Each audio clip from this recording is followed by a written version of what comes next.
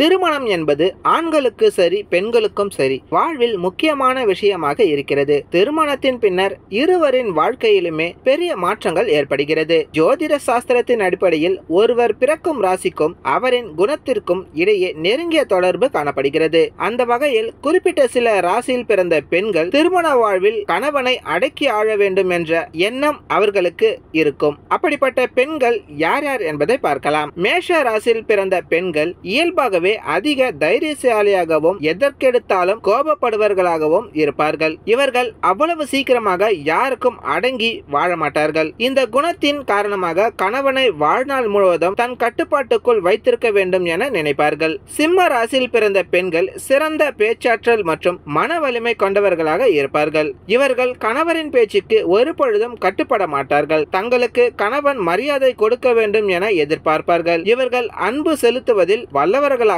இருப்பார்கள். கன்னி ராசியில் பிறந்த பெண்கள் துணையின் மீது அதிக அன்பும் அக்கறையும் உடையவர்களாக இருப்பார்கள். இருப்பினும் கணவனின் ஆசையை விட தங்களின் ஆசைப்படித்தான் அனைத்தும் நடக்க வேண்டும் என்ற எண்ணம் இவர்களிடம் இயல்பாகவே இருக்கும். மகரம் ராசியில் பிறந்த பெண்கள் தங்களின் கட்டளைப்படியே வாழ்க்கை துணை நடந்து கொள்ள வேண்டும் என்ற எண்ணம் கொண்டவர்களாக இருப்பார்கள். இவர்கள் கணவனை வாழ்நாள் முழுவதும் தன் கட்டுப்பாட்டில் வைத்துக் கொள்ள விரும்புவார்கள். இந்த வீடியோ உங்களுக்கு பிடிச்சிருந்தா லைக் பண்ணுங்க, ஷேர் பண்ணுங்க, கமெண்ட் பண்ணுங்க. மறக்காம யோகி டாக்ஸ் சேனலை சப்ஸ்கிரைப் பண்ணுங்க.